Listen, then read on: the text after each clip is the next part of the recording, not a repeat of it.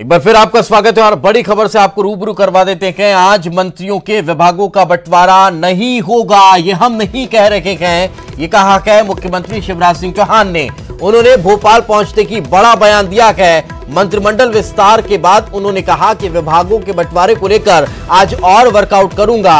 आज दिल्ली से भोपाल लौटेंगे सीएम शिवराज सिंह चौहान और भोपाल लौटने के बाद उन्होंने ये बड़ा बयान दिया है कि आज और वर्कआउट करूंगा। यानी अब ये तय माना जा रहा है कि आज विभागों का बंटवारा नहीं होगा, या तो देर रात या फिर कल सुबह तक विभागों का बंटवारा हो सकता है।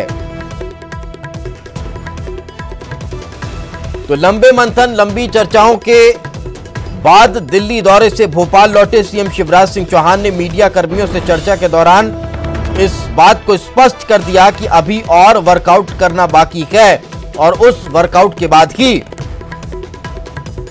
मंत्रियों के विभागों का बंटवारा किया जाएगा।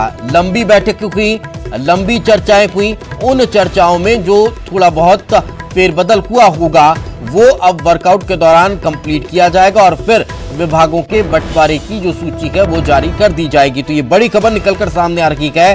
अपने दिल्ली दौरे से जब सीएम शिवराज सिंह चौहान वापस लौटे तो उन्होंने कहा कि आज और वर्कआउट होगा, उसके बाद फिर विभागों का बंटवारा किया जाएगा।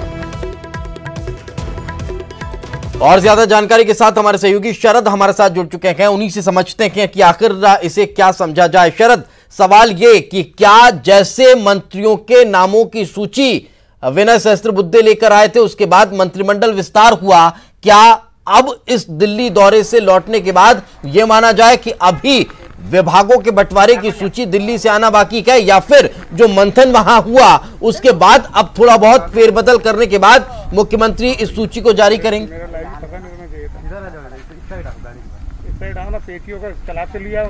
देखिए, दोनों ही संभावना है, क्योंकि इस बात को लेकर बहुत ज्यादा शायद ही खुद मंत्रियों को भी कि जैसे ही मुख्यमंत्री शिवराज सिंह चौहान भोपाल आएंगे दिल्ली दौरे से तो फिर ये कहेंगे कि वो मंत्रियों के विभागों का जो बंटवारा है वो करने जा रहे हैं।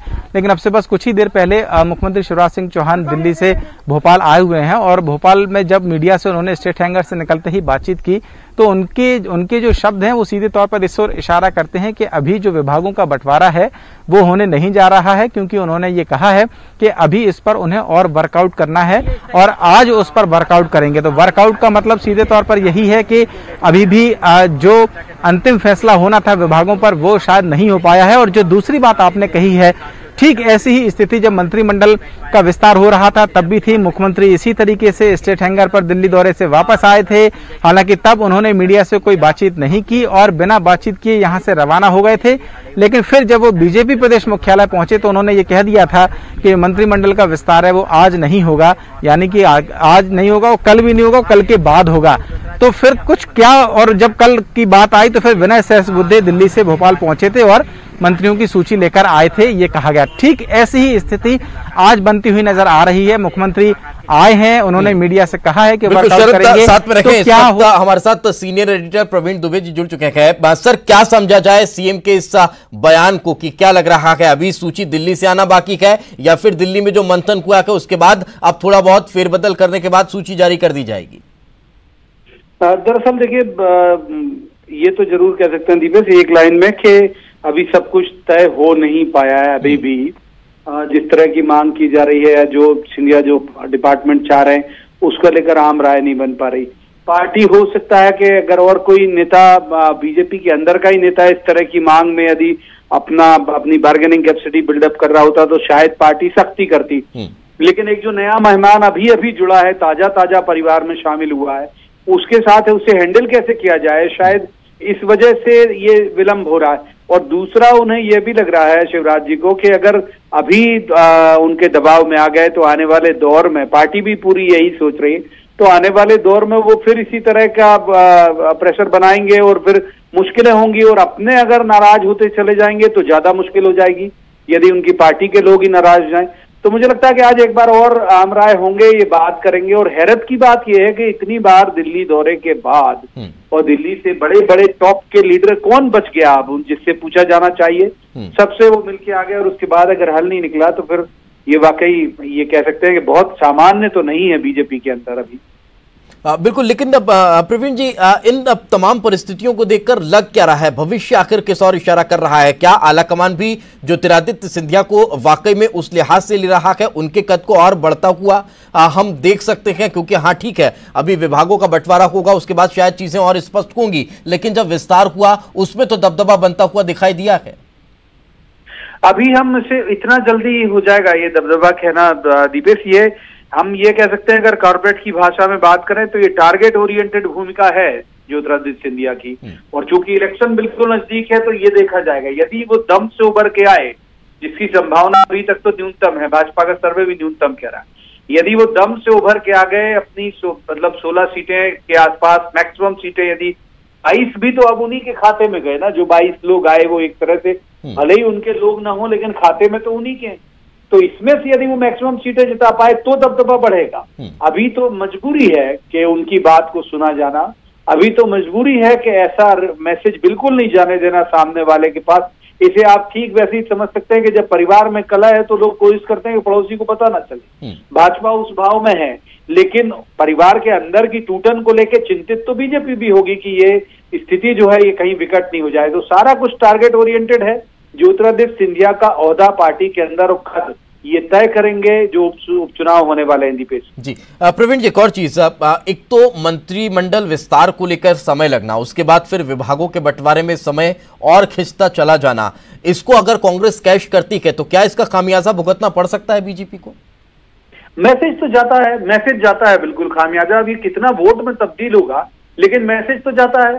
सारे हम सब लोग दिखा रहे हैं, सारा मीडिया दिखा रहा है कि आपने साथ तो ले लिया लेकिन निभा नहीं पा रहे हो, आप तय नहीं कर पा रहे हो आप। और ये वही शिवराज जी हैं जो जिनको हमने देखा है 15 साल तक बिना किसी हस्तक्षेप के सरकार चलाते। वो पूरा इकबाल उनका बुलंद था उस वक्त। तो मैसेज तो जाता है लोगों के बीच। अब लोग क्या धारणा बनाते हैं या ये वोट में कैसे तब्दील होगा या क्या ये इससे को लेके बीजेपी से नाराजगी होगी, लेकिन ये तो तय है कि कोई भी विवाद, कोई भी झगड़ा, भले ही 4 दीवारी के अंदर हो, खींचतान, वो तमाशा तो बनती ही है और लोगों की चर्चा का विषय बनती है। दीपेश, प्रवीण जी, एक और लास्ट सवाल ये रहेगा कि जो मौजूदा 5 मंत्री है, क्या उनके विभागों में भी कोई तब्दीली की जा सकती है?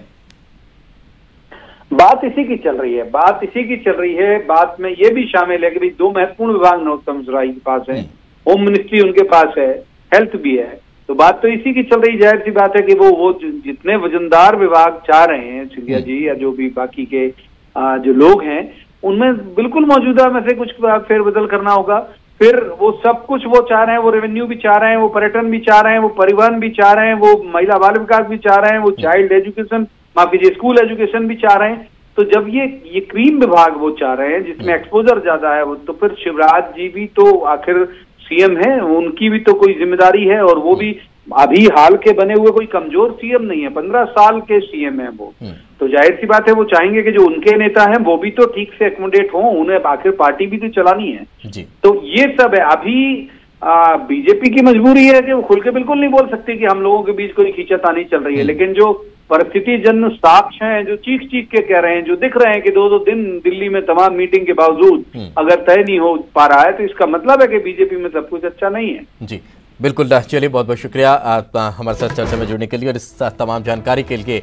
तो वाकई में एक अब जो सब कुछ ठीक होना चाहिए था, जो तमाम चीजें अब निकल कर इजीली सामने आ जानी चाहिए थी, वो अभी कहीं ना कहीं नहीं होता हुआ दिखाई दे रहा है। शरद लगातार हमारे साथ बने हुए हैं। शरद, एक और चीज ये भी समझना चाहेंगे, जब सीएम दिल्ली से वापस लौटे तो बॉडी लैंग्वेज उनकी आखिर किस और इशारा कर रही थी? क्या वो कहना चाह रही थी कि सब कुछ बहुत आसान हो गया या फिर कहीं कुछ पेच है? क्योंकि जब दिल्ली में वो थे और हमारे सहयोगी ने उनसे बातचीत की थी, तब उन्होंने इस बात की ओर इशारा किया था कि सत्ता और संगठन को लेकर जो काम होना था वो मेरी तरफ से यहां पर पूरा कर लिया गया। तो क्या वो आश्वस्त भाव उनके फेस पर नजर आया या फिर नहीं?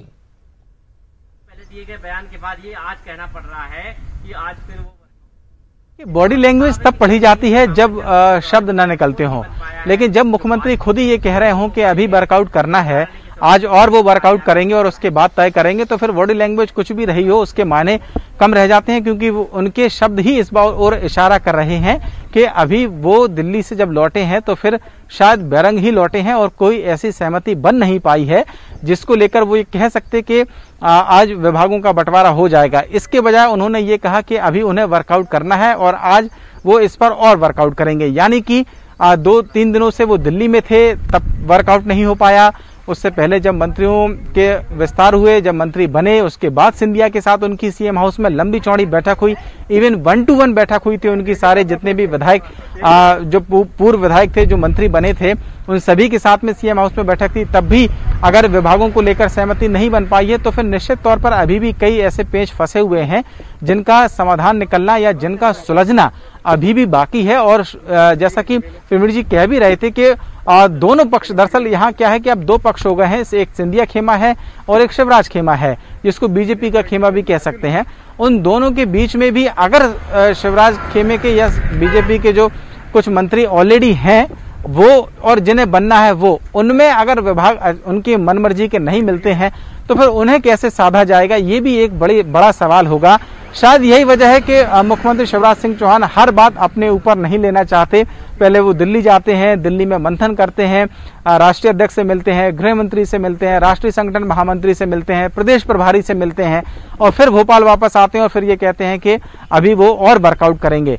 तो निश्चित ही वो सारी बातें दिल्ली पर छोड़ना चाहते हैं। हो सकता है कि दिल्ली से फिर कोई एक संदेश आए और उसके बाद ये तय हो कि जो विभाग है मंत्रियों को वो कौन से और किस किस को बांटे जाते हैं। बिल्कुल शरद, चूंकि आप लंबे समय से राजनीति को कवर कर रखे हैं, लगता क्या कि अब अगर दोनों पक्ष अगर अड़े हुए हैं अपने अपने खेमे के मंत्रियों को ज्यादा अच्छे विभाग देने के लिए, तो फिर क्या लग रहा है कि आधे आधे बंटने की स्थिति निर्मित होगी कि जो जितने अच्छे अच्छे विभाग हैं वो आधे आधे बांट लिए जाएं, या फिर ये भी बहुत आसान नहीं लग रहा है?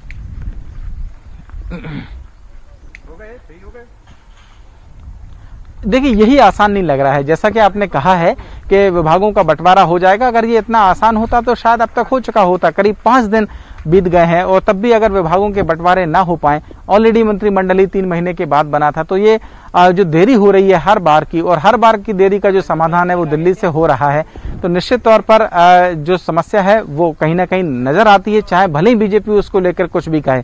हमने अरविंद भदौरिया जिन्होंने मंत्री पद की शपथ ली है, उनसे हमने पूछा भी, वो मुख्यमंत्री का यहाँ स्वागत करने आए थे फूलों का गुलदस्ता लेकर, उनसे भी पूछा कि आखिरकार देरी किस बात की है, तो वो सतही तौर पर तो ये कहते हैं कि मंत्रियों की उनकी परफॉर्मेंस किस मंत्री की किस विभाग में बेहतर हो सकती है ये देखा जा रहा है। लेकिन शायद बात इतनी बार है नहीं, अंदर की जो बात है वो ये कि सिंधिया ये चाहते हैं कि उनके जो मंत्री शामिल हुए हैं उनके खेमे के, उनको ऐसे डिपार्टमेंट्स मिलें जो सीधे जनता से जुड़े हुए हों और प्रभावी हों कहीं ना कहीं, क्योंकि अब आने वाले वक्त में जो सरकार चलेगी, और सबसे बड़ी बात यह है कि अभी उपचुनाव का रण है, उस रण में ही सबसे बड़ी अग्नि परीक्षा होनी है, शिवराज की भी होनी है और उससे ज्यादा सिंधिया की होनी है।